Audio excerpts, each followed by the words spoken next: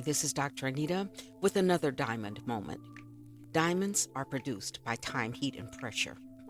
The cut, clarity, and size of the diamond will determine its use. The use of the stone adds to its value. What pressures have you been under?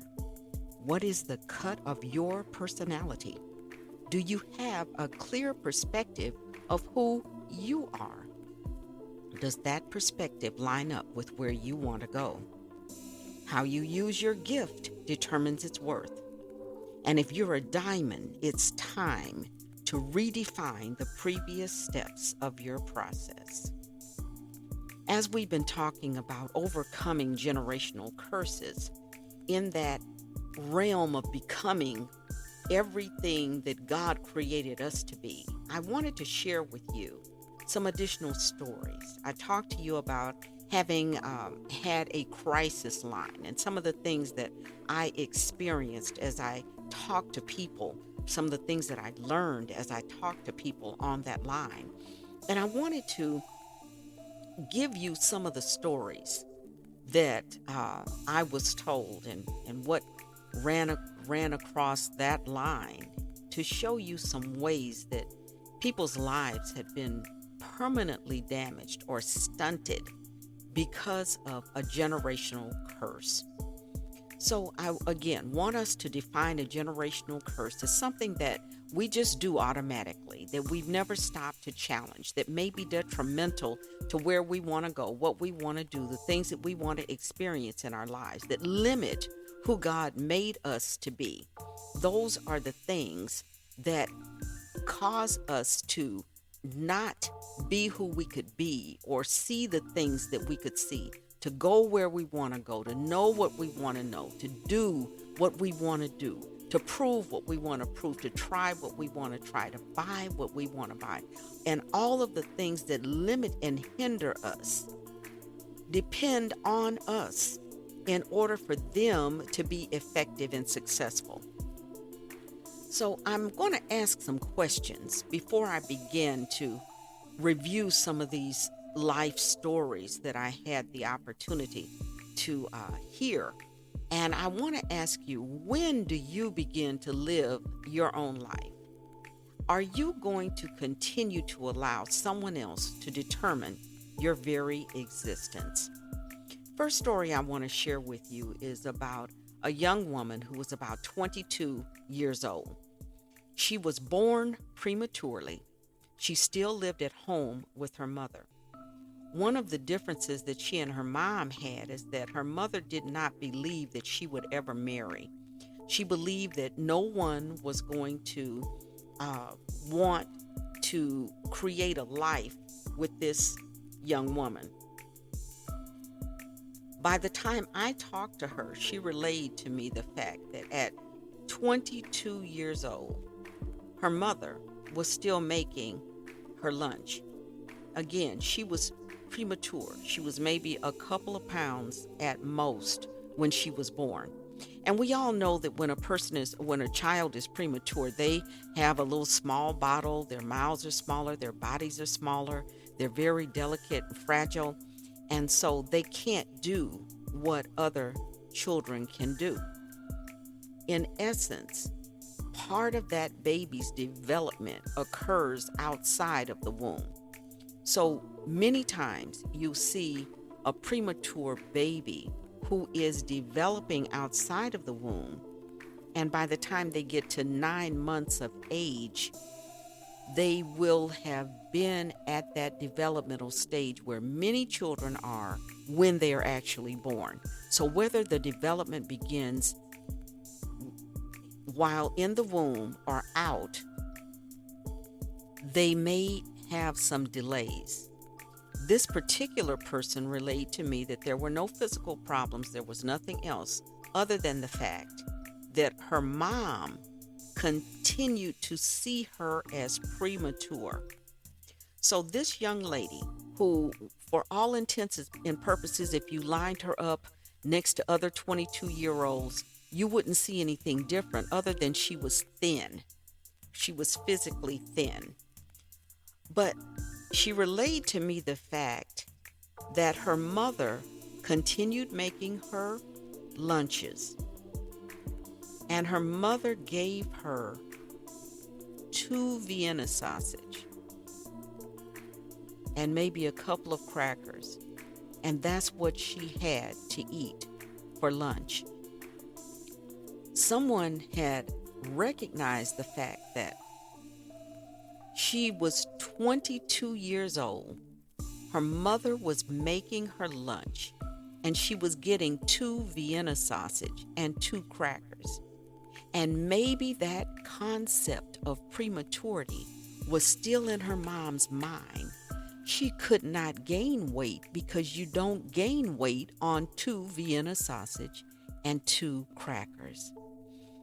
And in the time that I had to speak with her, she was desiring to have a relationship. She'd met a young man, but the limiting concept that her mother had in her life was causing her to feel as though she would not be successful. It caused her fear and anxiety, all because her mother was unable to see her as an adult, able to live her own life, able to eat more than what a premature baby can eat at 22 years old. The issues that she had in her life was not because she was physically limited. She was limited because of the viewpoint of her mother, who could not see her as an adult. There was another story. This young person was a senior in college, and they did not know how to shop for their own clothing because that ability had been done by their mother.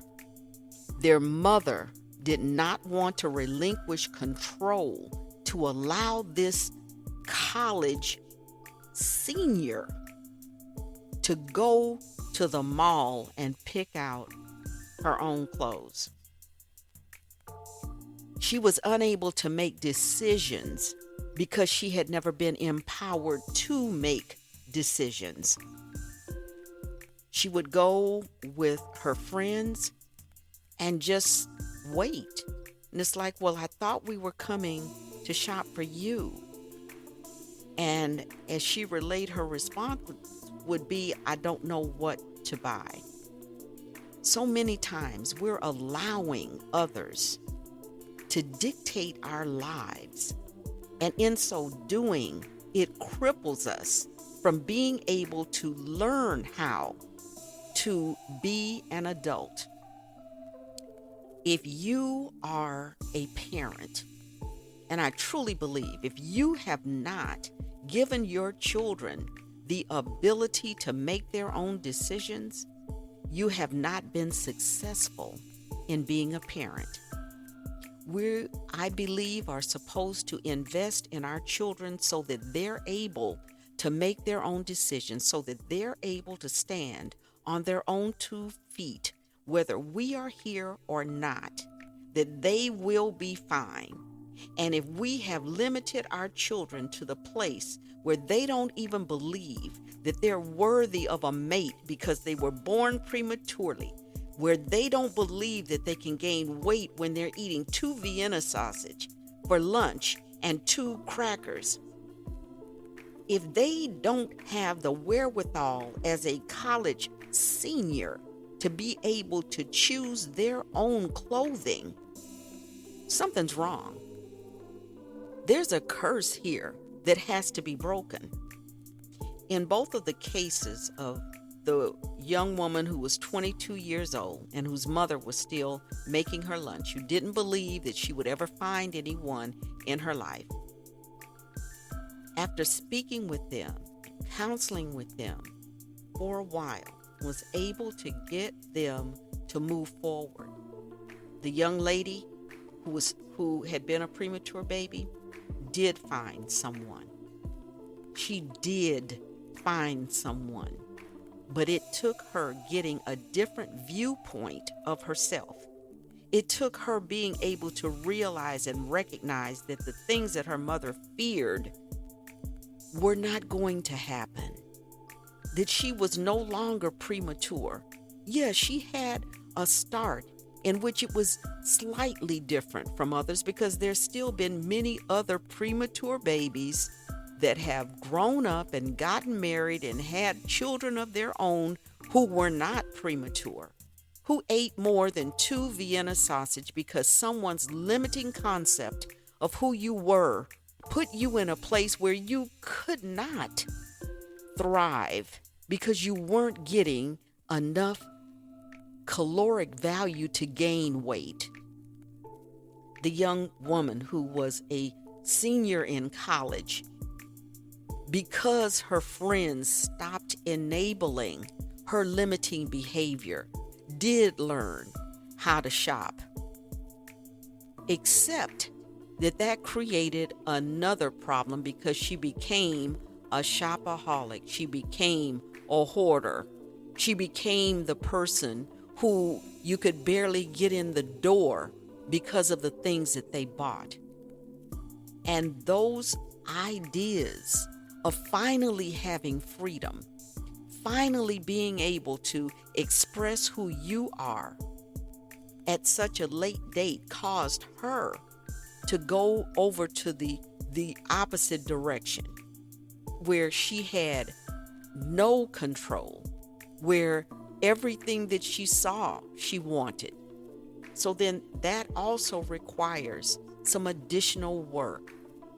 If you're a person who has had someone limit their life to the point that now they're uncertain what to do, if you're the type of person whose family refused to allow them to grow into who God needed them to be, then you're going to have to do a couple of things in order to right the ship, to get it in a position where you can sail along. And it truly requires you to do some introspection, to look into yourself and to determine where you want your life to be, to recognize the areas in which you may have been hindered or harmed because of the views of someone else, where you will have to make a stand and say, no, you cannot continue to control my life. I have a way that I want to live. I have something that is a desire of my heart that I want to achieve. And if I continue to see myself through your limiting eyes and perspective, I won't make it. So it is difficult. It doesn't necessarily feel good. Both of these young people had to make up their own minds on how their lives would be lived. They had to break away from the limiting concepts of those that they truly loved. They had to determine in themselves the way that they wanted to live, and it was not comfortable. Part of the things that we worked through was being able to get a different perspective on who they were, to give themselves different self-talk to enable their own selves to come out of what the limiting idea that their loved ones had for them, to be able to determine what went on their plate and to be who they were. Thank you for listening, and join me next time as we redefine the previous steps of your process. Never forget, becoming is a process. A process has stages. One small change changes everything. So invest in yourself. Please visit my website at www.DrAnitaMc.com. That's DrAnitaMc.com for links and additional information. And please rate the podcast if you're enjoying it.